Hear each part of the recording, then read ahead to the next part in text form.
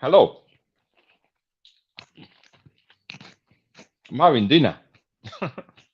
Look, this is dinner after the Europa League final because when you are on a broadcast, and I was for both for TV2 and CBS.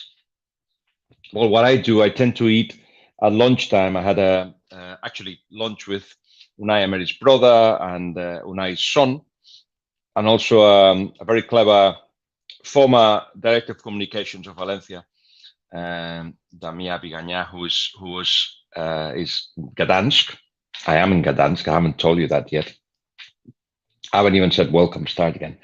Welcome, boys and girls, to another edition of live YouTube video of post Europa League final. And then I was telling you that I'm having dinner. First dish, second dish, because I have lunch much earlier. And then I don't eat or anything. You don't remember about eating or drinking or anything. Not even water. Should have had more water. Because you start getting into the motion of things, and then basically, yeah, you forget about yourself and you focus in the job. There was a lot to talk about before the game, especially trying to change perceptions about Villarreal. I had sensed, and perhaps now it's a little bit, what's the word? Maybe it's not right to say it right now, but I would say it anyway. I felt there was the assumption that Manchester United were definitely going to win. They're going to roll over Villarreal. That was it. It's Manchester United. The players, the quality, the physique, their everything. They were ahead of Villarreal, and that a lot of things have to happen for Villarreal to win it. Well, congratulations to Villarreal. Obviously, there was a lot of penalties being taken, and if anybody, let me say this, if anybody blames David De Gea for what happened, for the defeat, they need to watch the game again. Penalties. I spoke to Ole Gunnar Solskjaer after the game, and penalties is just, it's a coin in the air. It could go either way, and everybody took them very, very well, actually. But Manchester United should have never, ever got to that point. They shouldn't have got to that point. Look at the stats. And I'm not talking, possession doesn't give you anything, but it does give you an impression of what has been going on. The shots, it's quite equal, and I'm surprised because it did feel that Manchester United dominated, not only dominated at some point, especially after scoring the goal, the 1-1. There was 15, 20 minutes, and Solskjaer agreed with me, in which Manchester United were the dominant force. And it did look like they had more venom up front, and they shot more often. Not clear chances, but apart from that strange look shot that ended up in a header of Cavani, there were really great chances, but should have created them. And I'm going to get into that. What else? Fouls 15 on Manchester United, again surprising. 2 yellow cards, 4 offsides for Manchester United. Not enough. It should have been more offsides, because it would have meant that they're running behind more often, that they actually stretched the defense of Villarreal, which they didn't do, and I'm going to get into that as well. And Villarreal 7 corners for 3 of Manchester United. That's surprising as well. Anyway, full time, as you can see, it was 1-1 and then penalties, and Villarreal is the new champion of the Europa League. Let's start there. Look at that. A celebration I'm happy to see. Unai Emery with yet another Europa League title. Unbelievable. How do you explain that? We've tried to explain it in different ways, and I think I'm going to put a clip of the conversation that I had with Pau Torres, in which we talk about Unai Emery and his secret. All the secrets, the bunch of secrets. Really, it's all work. And what it is as well is that he's managed to get the team to respond to almost everything that happens on the pitch. He doesn't have the individual quality of the Manchester United players. He hasn't got the physique of them, the pace of Manchester United players. So he's got to respond to what's on the pitch, what happens, with collective solutions, with linking up, with defending together. A lot of things that they basically used to get close to Manchester United right at the end, and then hope that the dice, the coin, went their way in the penalties. But again, it shouldn't have never got there. It shouldn't have got there. So let's hear Pau Torres telling me what the secret of Unai Emery is. Y eso lleva a Unai Emery a la quinta final. Le he intentado sacar cómo se llega a tantas finales y yo creo que es una cosa que tiene que ver con el trabajo seguro, con cómo se interpreta el partido, con los jugadores que tienes, por supuesto. Pero algo más, o sea, ¿qué tiene que le permite a su equipo llegar tan lejos en copas? Bueno, el míster tiene mucha experiencia, ¿no?, en este tipo de torneos, con eliminatorias. Creo que es una persona, un entrenador que sabe manejar muy bien los tiempos de la eliminatoria, los tiempos de cada partido, va mucho a lo psicológico, ¿no?, que no hay que perder la cara de lo que es el partido, que te puede marcar un gol y tú con otro gol estás de repente dentro de una eliminatoria. Así que bueno, creo que esa tranquilidad, ¿no?, ese saber estar en cada momento de esta competición es lo que nos ha ido dando el poder ir pasando cada fase. Sorry, I'm having dinner. Yeah, you can watch the whole Pau interview. It's very interesting, very open about his weaknesses and strengths, and we talk on that as well. Let me finish this. But this was a team with collective organization, Villarreal. This only comes in training, believing in that's the way, and obviously in training. Yes, I see Adzi is asking if a few clubs would be interested in buying Pau Torres. Of course there would be. I think he wants to stay. Remember Pau Torres, who is from Villarreal, from the village. And as a kid, he used to go and see the likes of Cazorla play at the Madrigal, at the stadium. And now he started playing for them when he was 7, and look at him now. Europa League final and won. But so you hear a little bit of what the secret of Unai Emery is, and it is down to putting layers to the team.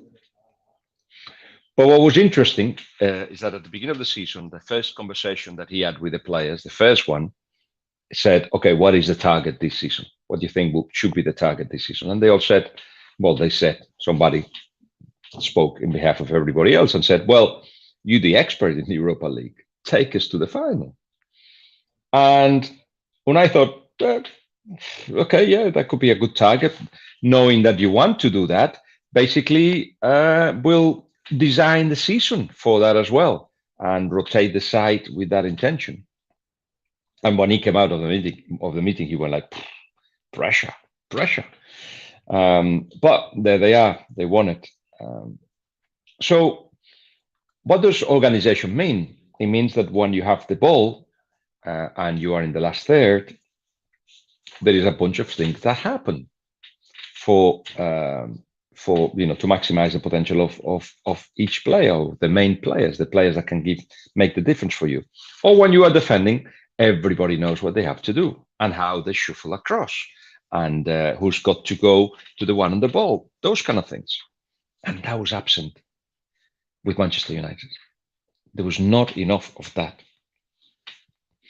And I guess that as a manager, if you've got so much quality throughout the side, you don't need to work so hard. It's a possibility. You don't need to work so hard to make this team a collective team. You think that your players are going to sort you out. And in fact, I spoke to Ole Gunnar Solskjaer, and he said, I said, why didn't you do substitutions earlier? And he said, well, these are the guys that have kind of sorted me out during the season. And he felt that any point now, Bruno Fernandes or Pogba or Cavani, Rashford, Greenwood, all these players will do something, but it never happened. He said it only happened for 15 minutes after the goal that the team was on the up, but it was a domination that didn't really produce a lot. And really the answer, if you ask why, is because the team didn't have those collective answers. And sometimes, as I say, it's because there's so much quality. It was so obvious that Manchester United were stronger physically. It was so obvious that they were faster to every ball. It was so obvious that every time a Villarreal player clashed with a Manchester United player, the Villarreal player will go down because they're not as strong as Manchester United. But the blinds went down, as we say in Spanish, at the point where they had to do the last pass, the last move, especially when Villarreal was defending deep. They didn't want to do that all the time. In fact, they played really well, especially the first half of extra time, and certainly at times in the second half when they pressured high sometimes. But Manchester United have got so much quality that they avoided that. They avoided them easily. But as I say, when they got to the last third, Manchester United didn't have solutions. And for a team that wants to go from where they are to the next thing, they need to add that. They need to play with their eyes closed. They need to run in behind more often. They need to know all the time what Bruno Fernandes is going to receive the ball and what he's going to do with it, so everybody else react to that. The role of Rashford, he needs to know if he has to be between the lines or if he has to run in behind, or if he has to go wide. And when that happens, the reaction of the people around him should mean that they know that he's doing, when he's doing that, the responsibility is doing this or that. That kind of collective answers that you see in other teams. You see that at Liverpool, you see that Manchester City, you see that Villarreal. And that is, by the way, how Spanish teams succeed and will succeed in the next few years, because there's, the budget of Villarreal is the cost of Haaland. Just one player that Manchester United may go for. That's the whole budget, 5 times smaller than Manchester United. So how do you respond to that? Well, we go back to a decade ago when Spanish teams, maybe 15 years ago, they went into Europe and they didn't have the physique or the pace or the quality of others. So they responded with collective answers. That's what's happened. I insist on this because I think it's very important. And the penalties, it could have gone either way. Either way. So yes, I didn't see enough of Bruno Fernandes. He didn't receive the ball in advantage, with the possibility of actually do damage. I didn't see enough of Rashford running in behind. I didn't see enough of Pogba driving with the ball. Not enough from those. Pau Torres, man of the match. For me, man of the match was McTominay, because he was superb. Every time he actually drove with the ball, it couldn't be followed. Rolly, obviously scoring was important, but he didn't save a penalty. But McTominay is somebody that I think he was the best player on the pitch, really. Remember, the possession of Villarreal wasn't big. They had to defend a lot of the time and defend deep as well. They didn't want to do that, but they had to. Gerard Moreno was a nightmare, especially in the second half and in extra time, holding the ball, and it was difficult to take it off him. But Villarreal couldn't pass the ball for 3 or 4 times in a row. So interesting this. Sisi is saying tonight's game is the living proof that the manager is the most important aspect of a club. Mentality, tactics, substitutions are as important or more than having good players. Yes, no doubt about that. Good manager makes the team better. I hope that people at Arsenal realize the manager they had. And I know Arsenal fans would say, no, he wasn't right for us. Wasn't he? Wasn't he? Why not? I think there was a clash between the expectations of the fans and what they had in the squad. But quite clearly, you compare what's happening now, and you see that Unai Emery wasn't doing a bad job. He was not doing a bad job. But if something has happened at Arsenal, is that now people realize what they have in the squad and the inability to actually get the players that will take him to the next level. But you had Unai, and you like him for some reason. By the way, let me tell you an anecdote. And I want to put another clip of Pau Torres talking about winning and what it means to him and to Villarreal. This was, of course, done before the game. The good evening of Unai Emery. He now does it as a joke. He laughs at himself and laughs at all of you that laughs at him. And somebody said to him, I should copyright that, spelled in the way that it gets spelled. And I know you're going to say it's banter. I would like to hear you say good evening in a second language. And I bet 99.9% of the people here wouldn't be able to do it because they only speak one language. I thought I had to say that. Anyway, let's hear Pau Torres talk about, before the game, what his impression would be of winning this competition. Esta temporada ha tenido sus altibajos, lógicamente estáis en una final y eso es el gran sueño, es tu gran sueño, una final, levantar una copa. Pues sí, al final, la primera final europea del Villarreal, el poder levantar el primer título, es algo que va a quedar para la historia y bueno, pues sí que es cumplir un sueño, ¿no? Ya simplemente el hecho de disputarla, pero no queremos quedarnos, ¿no? Solo con eso de, no, estuvimos en una final, no, nosotros queremos ir y ganarla. They competed well, I'm eating again. Because, by the way, let me tell you, I'm eating. I'm not sleeping tonight. I have to get a 6:20 a.m. flight to Porto, and better eat something before I prepare the suitcase and head to the airport. And then in Porto, a long siesta before preparing the big one, the championship final. We'll have the chance to discuss that one. I thought I wanted to talk to you about how it went tonight. What else could I tell you? Let me let's have a read at some of the messages that we're getting at the moment, and we can comment on them. Because I still got another clip of Pau Torres I'd like you to hear, but I cannot remember what it was about. If anybody can help me, I appreciate that. Right, Hamza Miri says no one is talking about Raúl Albiol's performance, and you're absolutely right. He has been the centre back of the season for Villarreal, even more than Pau Torres. Albiol is a professional, maybe he's a serious centre back. Doesn't make mistakes. He's strong, makes Pau Torres better, keeps his concentration high, and they both. I remember. They both have, especially at Villarreal, they've got the obligation of play the ball, not just kick it long. But if he had to play long, Ronaldo can do that. No, they need to build from the back. And one thing that Manchester United did really well is stop Villarreal passing the ball around from, building from the back. They stopped them because they have the physique to do so. It was a disorganized pressure high, but because they go and they go and they go, just basically, especially in the second half, Villarreal couldn't get out of their own half. And I remember talking to Pau Torres about the difficulty now as a centre back. You are forced to do that, don't you? You have to play it. And he did play in difficult corners. He lost the ball a couple of times, but a couple of times just went through players of Manchester United.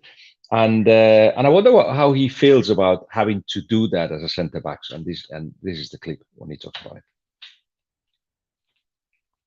Eso de atraer al rival es una cosa que a la afición a veces nos cuesta mucho entender, ¿no? Pero pásala, que se te está acercando y es al revés. Tienes que esperar a que se te acerque el máximo posible y justo ahí en el momento adecuado, cuando no llega, y eso también tiene su riesgo. Sí, en esperar, pues quieras o no, le das un poquito más de ventaja a tu compañero que después se va a quedar libre porque van a tardar más en ir a presionarle. Y bueno, pues a partir de ahí el equipo puede generar algo más ofensivamente. Es una forma de jugar igual de respetable que muchas otras que habrá, pero bueno, es nuestra filosofía en el club y es algo en lo que nos sentimos a gusto y identificados.